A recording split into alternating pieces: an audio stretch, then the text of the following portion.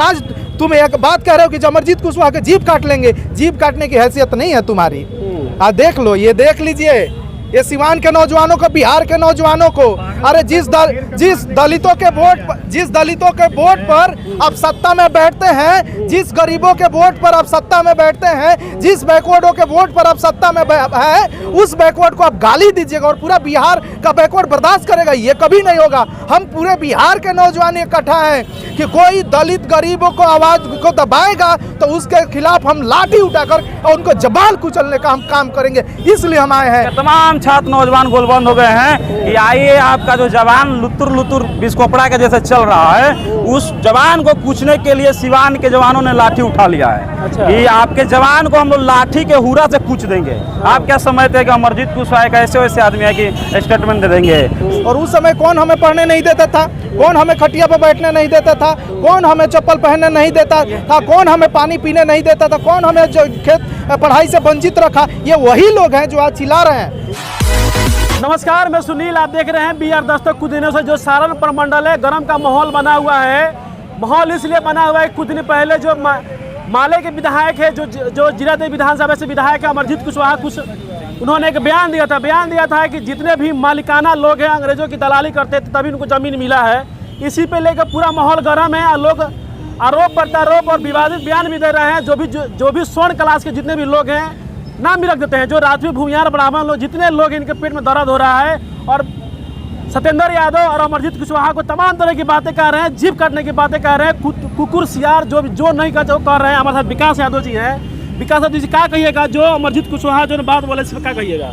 अमरजीत कुशवाहा जो भी बात बोले हैं वो तो सही बोले हैं। अमरजीत कुशवाहा का कहने का मतलब था कि जीरादेई में जो सीओ है वो एक समांती विचारधारा के है। अच्छा। एक जमींदार की तरह बात करता है और वहाँ के जो गरीबों का जमीन है वो दूसरे कोई उसको दखली कब्जा जबरदस्ती कर रहा था और उसी के पक्ष में वहाँ का सीओ था और वहाँ जबरदस्ती वहाँ कब्जा किया गया, उसी के खिलाफ में। और खेत मजदूर ग्रामीण सभा के बैनर तले वहाँ कार्यक्रम चल रहा था। जो भी कुछ बोले वो सीओ पर बोले। सीओ की इसलिए बोले कि हमारे देश में एक लोकतांत्रिक देश है, यहाँ नौकरशाही नहीं चलता है। ये लोकतांत्रिक देश है और नौकर जितना आते हैं, प्रशासन वो नौकर ही होते हैं और नौकरशाही नहीं चलता है। जीरादेई के विधायक अमरजीत कुशवाहा ने यही बात को स्पष्ट किया कि जीरादेई में नौकरशाही नहीं चलेगा। आज समांती विचारधारा मत अपनाइए। लेकिन वहाँ के कुछ समांतों का लगा कि हमको बोल रहे हैं और उनके पेट में दर्द उपट गई।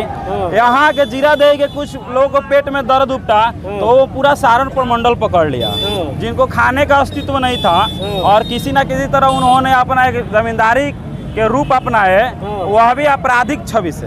उनको लगा कि आज के जमींदार हम ही हैं, उनको भी पेट में दर्द हो गया और उसी को लेकर के टीका टिप्पणी चल रहा है। अच्छा, कुछ लोग उनके बयानों के लेकर जो स्वर्ण पीछा के जो खेल खेल रहे हैं और जो यहाँ के युवराज सिद्धू सिंह है, ये कह रहे हैं कि सीमान में हम आकर विधायक जी का जीभ काट लेंगे।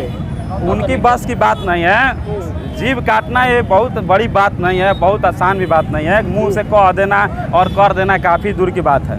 एक उनका स्टेटमेंट हुआ कि पूरा जिला का सरगर्मी बदल गया है। अच्छा। पूरे देश के, पूरे जिला के, बिहार के नौजवानों में खलबली मच गया है। आज आप सिवान के सड़कों पर देख रहे हैं, अम्बेडकर पार्क में देख रहे हैं कि पूरा जिला के तमाम छात्र नौजवान गोलबंद हो गए हैं कि आइए, आपका जो जवान लुतुर लुतुर बिस्कोपड़ा के जैसे चल रहा है, उस जवान को पूछने के लिए सिवान के जवानों ने लाठी उठा लिया है। अच्छा। कि आपके जवान को हम लोग लाठी के हुरा से पूछ देंगे।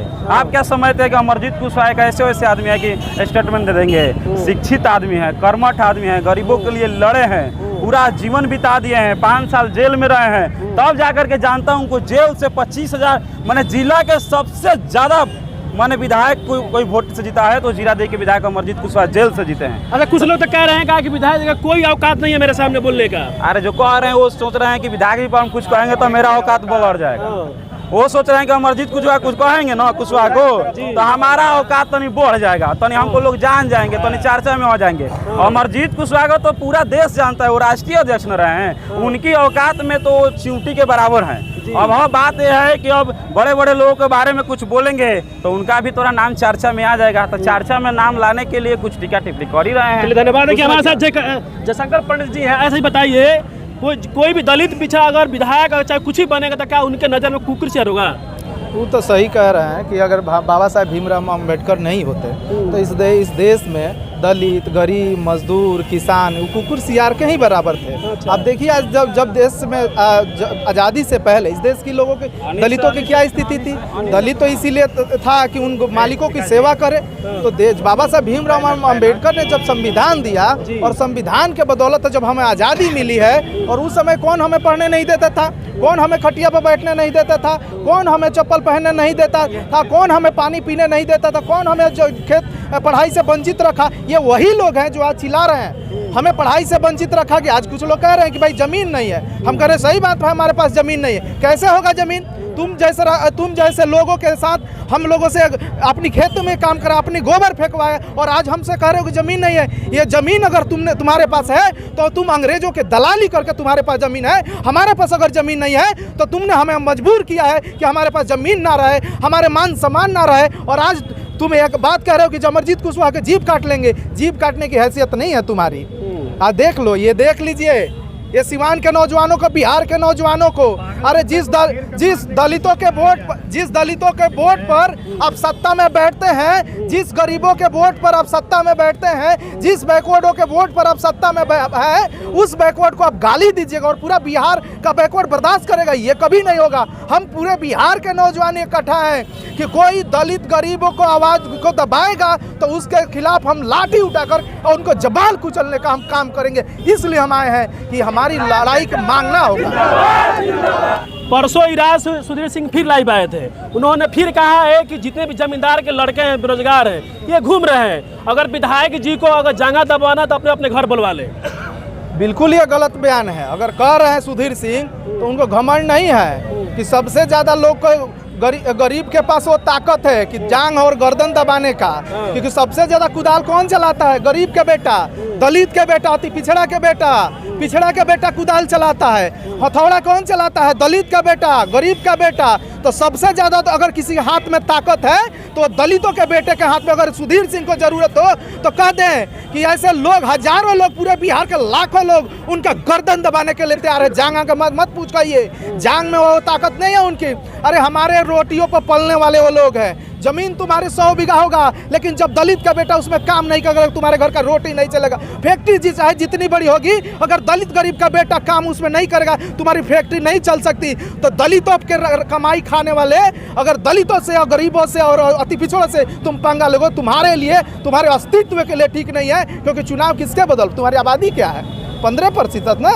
तुम 15% पर 85% का वोट लेते हो, और जिस दिन ये 85% लोग जाग जाएंगे, तुम्हारे जैसे लोग को जगह इस देश में नहीं रहेगा। तुमको भागना पड़ेगा, जैसे अंग्रेज लोग भाग गए, जैसे सामंत लोग भाग गए, जैसे सावरकर भाग गए, जैसे हिटलर को हम फांसी लगानी पड़ी। इसलिए हम कह रहे हैं कि गरीब, दलितों और अति पिछड़ों से तुमको पंगा लेने की जरूरत नहीं है। अगर तुम बोलोगे तो उसका लाठी, तुम अगर गाली दोगे तो गाली का जवाब हम लाठी से देंगे। हम नौजवान लाठी लेकर तैयार हैं।